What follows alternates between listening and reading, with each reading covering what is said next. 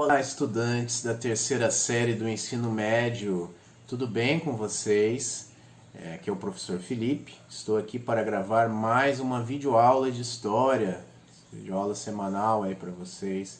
Tá? De olho na tela aqui, vamos conferir o primeiro slide para ver do que se trata o nosso tema. Né? A gente vai falar um pouco aqui, né, sobre o nascimento do século XX. Né? Vamos fazer algumas revisões, né? Estamos nos encaminhando aí para o final do semestre letivo, né, o primeiro semestre, então vamos fazer algumas revisões aqui, né, de conceitos, pensamentos, doutrinas, né, e até mesmo pseudociências que nasceram aí, né, anteriormente ao século XX, né, mas que permearam ele totalmente, né, e definiram vários rumos que ele tomou, né, principalmente durante a Segunda Guerra, por exemplo, após a Segunda Guerra.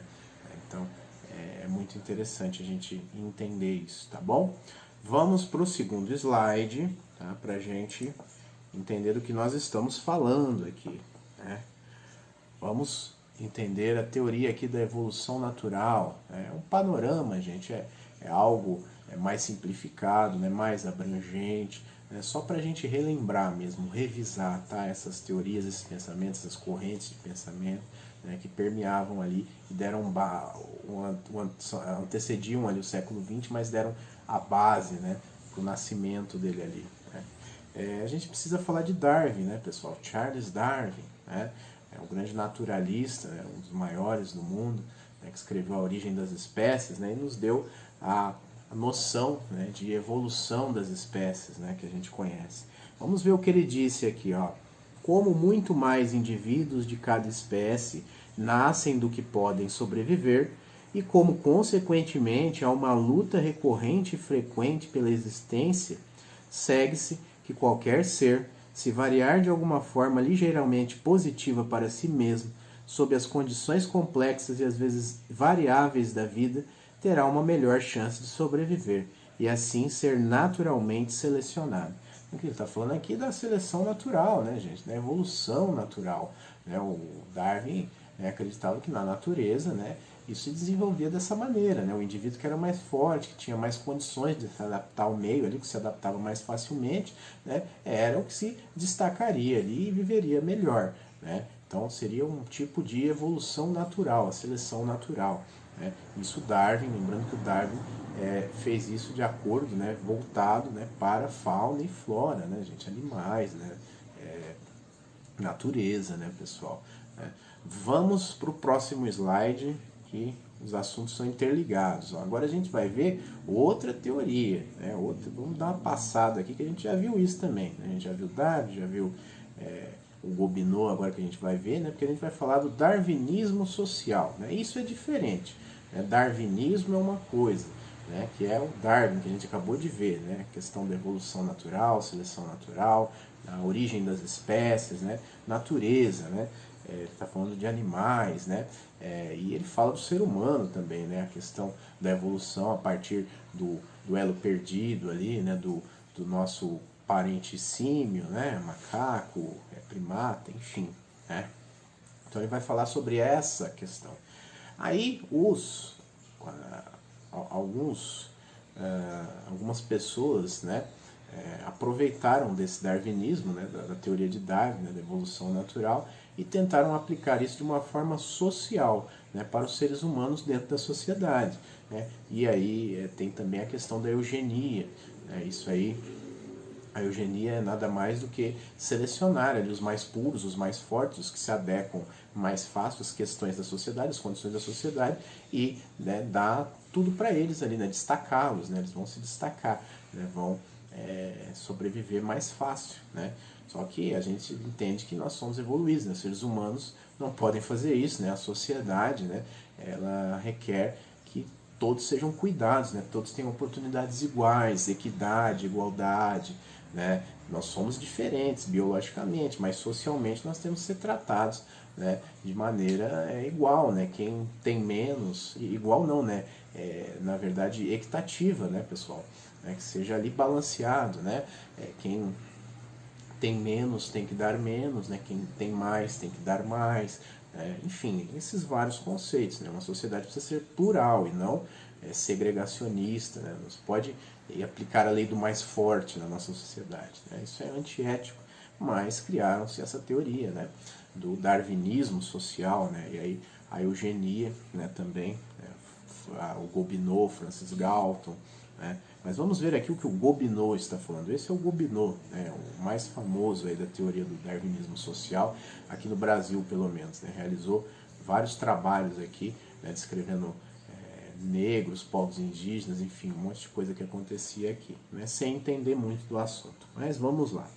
Mas se, é o que o Gobineau disse, mas se, em vez de se reproduzir entre si, a população brasileira estivesse em condições de subdividir ainda mais os elementos daninhos de sua atual constituição étnica, fortalecendo-se através de alianças de mais valor com as raças europeias.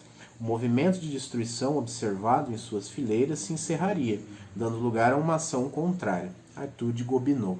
Então veja, olha só o que o Gobineau falou aqui, né, que se a gente se aproximar mais das raças europeias, brancas, né, mais evoluídas na visão do europeu, né, cheio de si, né, nós vamos se destacar mais, nós vamos se desenvolver melhor, né, nós vamos sobreviver no nosso meio mais facilmente. Né, isso é eugenia, né, selecionar ali os considerados puros, os brancos, né, e separar dos negros, dos indígenas, dos mestiços, né, para que um embranquecimento ali da população, né, que foi tentado ser, foi tentado, né, foi tentada a realização dele diversas vezes aqui no nosso país, infelizmente.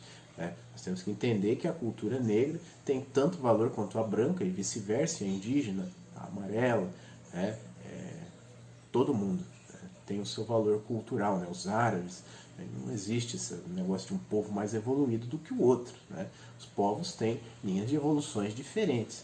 Né? Mas a teoria aqui do Gobineau é essa, né? Selecionar os mais brancos, né? Os mais europeus ali, não misturar com os outros negros, indígenas, africanos, afro-brasileiros, né? Mestiços, para a população se desenvolver melhor, né, com mais cultura, mais valores, né, voltados para a Europa, enfim, né, porque eles achavam que a Europa era o lugar mais civilizado de todos, né, o que a gente sabe que não é verdade. Né. Eu acabei de falar para vocês, os povos têm linhas de evoluções diferentes. Né. Vamos para o próximo slide. Neocolonialismo, o imperialismo também, isso a gente já viu, né, essas questões nós já vimos também, principalmente na Ásia e na África, né. Na Ásia e na África que nós vimos, tá bom?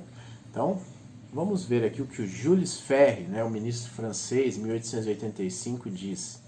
As raças superiores têm um direito perante as raças inferiores.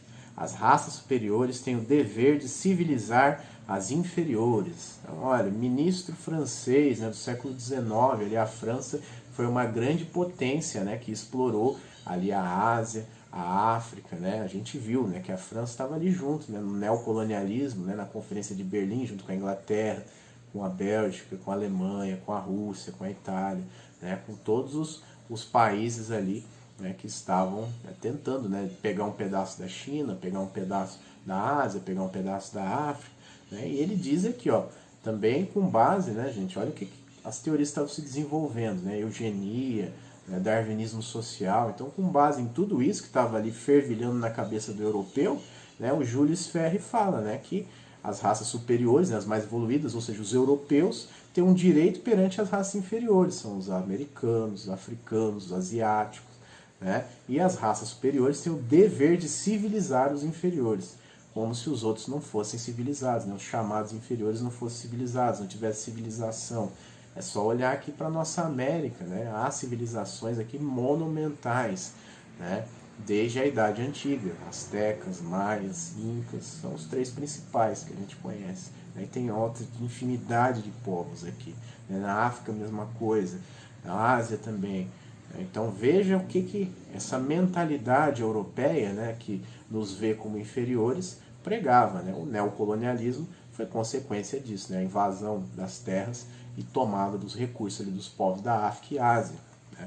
Assim como o colonialismo foi lá, né, no século XV, XVI, né, aqui na América se iniciando, né, pessoal? Então é isso, tá? Também tinha essa questão do neocolonialismo. Dá uma passadinha aqui pra gente lembrar, a gente já viu isso também. Vamos pro próximo slide, ó.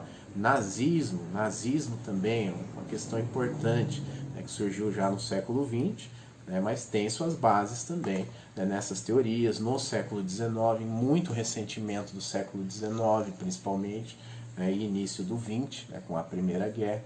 Mas é importante a gente entender aqui, né, o Adolf Hitler, né, o pai do nazismo, né, o criador aí da corrente de pensamento destrutiva, né, que é o nazismo, disse o seguinte: temos de ser cruéis. Temos de recuperar a consciência tranquila para sermos cruéis. Então, olha só, é pregando a crueldade mesmo.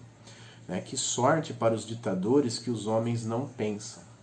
Então, veja, a gente escolheu essa frase aqui do Hitler, né? Porque está inserida no Minha Luta, né? O Mein Kampf, o livro lá de autobiográfico que o Hitler escreveu na prisão. É um livro bem confuso, bem estranho, né, e que ele deixa claro ali, principalmente o ódio aos comunistas que ele tem, né, esse livro, né, olha, traz essa frase, essa mensagem, né, de que a crueldade tem que estar presente nos regimes, né, ditatoriais, nos governos, né, porque os homens são nada mais, nada menos do que não pensantes, né, ignorantes, eles não pensam, né, então tem que se agir com crueldade, né, para se governar. Foi o que o nazismo fez, né, pessoal? De certa forma, fez um governo muito cruel, né, para a sua população, né, para as minorias, né, que viviam ali na Alemanha, os países ao redor, né, que ela invadiu, né, e tudo mais. Né? Foi um governo de terror. Né? Ainda bem que foi derrotado, né, na Segunda Guerra Mundial. Né?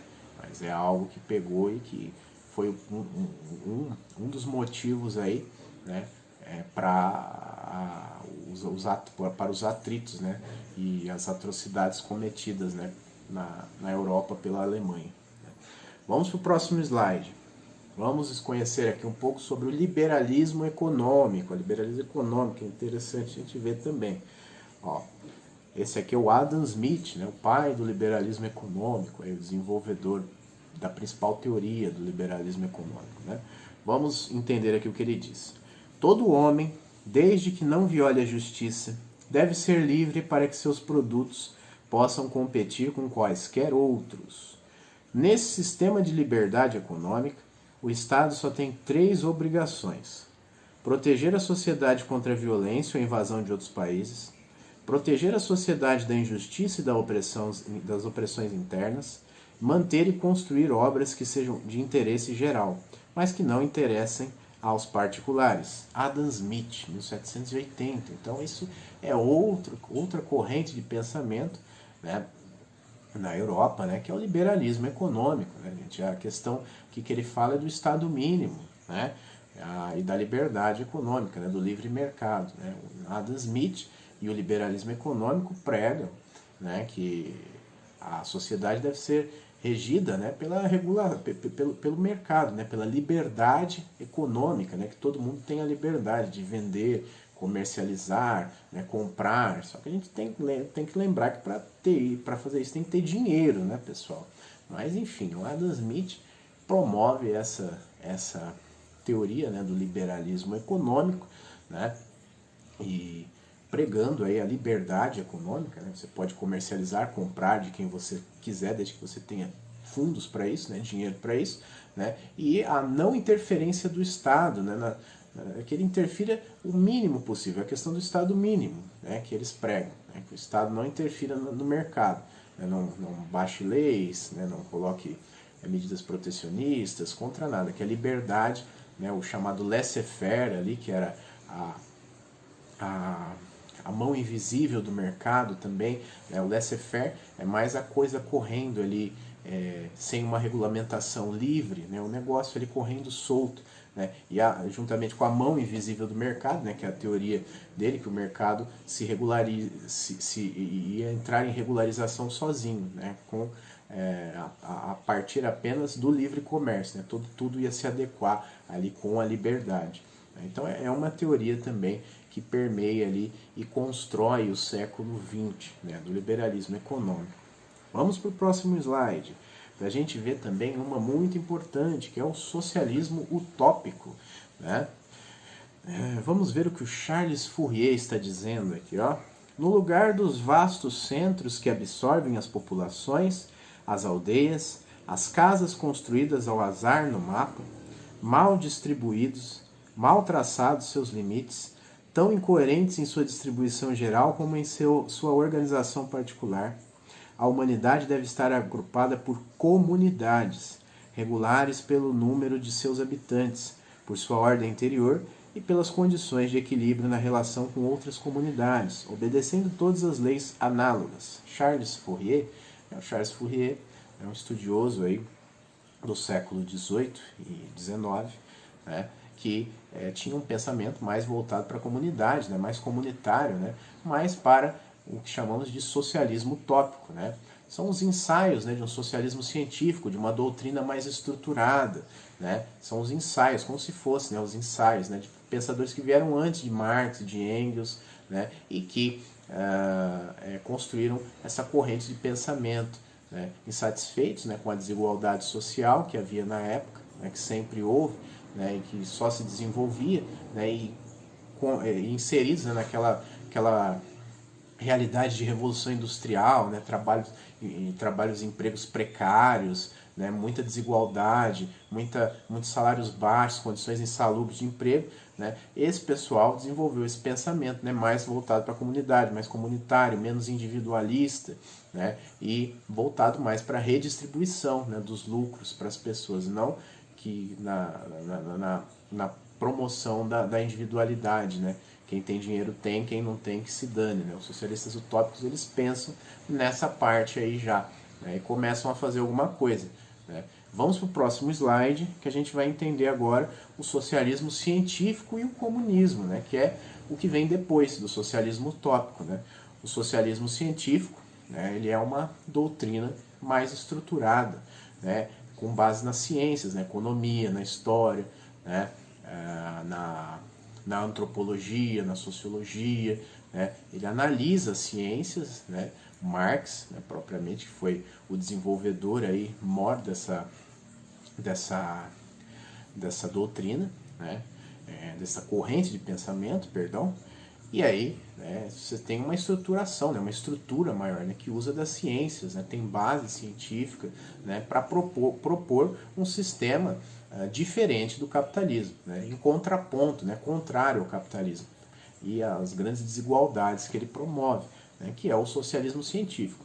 Aí depois isso se encaminha para comunismo, né, pessoal? Porque comunismo é o governo ali do proletariado, né, a ausência de classe, proletariado aos trabalhadores, né, a ausência de classes. Aí não tem classes mais. O socialismo, ele é um projeto desenvolvimentista, né, muito mais voltado para o social, né, quase que totalmente voltado para o social, né, para a distribuição de lucros, né, redistribuição, né, para a erradicação da desigualdade social também, né, com o fim de chegar ao comunismo, né, que aí o comunismo é a igualdade entre tudo, né, é uma questão de igualdade entre todos, não existe classes sociais mais. O socialismo ainda tem, né, é um governo mais voltado para o social, mas ainda tem classes sociais. Né. No comunismo, a ausência dessas classes, né? O proletariado, os trabalhadores é que mandam, fazem seu próprio governo ali, suas gestões, tá bom? Vamos ver aqui o que o Marx e o Engels estão dizendo aqui, né, que foram os grandes aí desenvolvedores das teorias comunistas, socialistas, perdão, científicas, né, escritores do Manifesto do Partido Comunista, né? O Marx escreveu o Capital, né, grandes obras aí para o socialismo e a esquerda mundial. Vamos ver o que eles dizem aqui. O proletariado usará a sua dominação política para arrancar pouco todo o capital à burguesia, para centralizar todos os instrumentos de produção na mão do Estado. Outra coisa que eles defendiam, né, a estatização, né, que contrariamente ao liberalismo econômico, né, que propõe a liberdade dos particulares econômica, né, que possam vender para quem quiser, ter suas empresas, suas fábricas. Não. O socialismo científico ali, Marx e o Engels, né, principalmente, pregam que tudo tem que ser estatizado, né? O Estado tem que ser máximo e não mínimo. Né? Ele tem que cuidar de tudo, regulamentar as coisas, né? Proporcionar regras para que todos possam viver em harmonia. Né? e não fazerem as coisas de maneira mais livremente, né? Mais do jeito que eles querem, né? Então tem que ter uma certa regulamentação, tá bom? Então vamos para o próximo slide, né? Social-democracia, né? Muito também vista, a social-democracia muito vista, né? E até aplicado em alguns países hoje em dia, né? Países nórdicos, por exemplo, tem às vezes um governo de social-democracia, né? E o grande expoente disso, dos maiores, foi o Franklin Roosevelt, né? Que tentou implantar esse rascunho desse método, né? Essa parte desse método nos Estados Unidos, né? Durante a crise de 29, né? A Grande Depressão, onde o país não podia mais se basear apenas nas políticas econômicas, né? No enriquecimento econômico, e olhar também para a parte social, né? Porque houve uma crise econômica, o país ficou sem dinheiro, as pessoas também ficaram na rua, perderam casa, passando fome, né? Famílias destruídas, enfim, por causa da crise de 29, foi uma das maiores crises do mundo, né? Se não a maior, e aí o Roosevelt precisou implantar políticas mais sociais nos Estados Unidos, né? E veja o que ele diz aqui, ó. Vamos lá, para a gente fechar. É melhor as falhas ocasionais de um governo que vive em um espírito de caridade do que as constantes omissões de um governo congelado no gelo de sua própria indiferença. Então olha que interessante, né? O Roosevelt propõe, né, que o governo ainda tem as suas características, né? Você vê que é um cidadão da elite estadunidense, né? E que faz parte de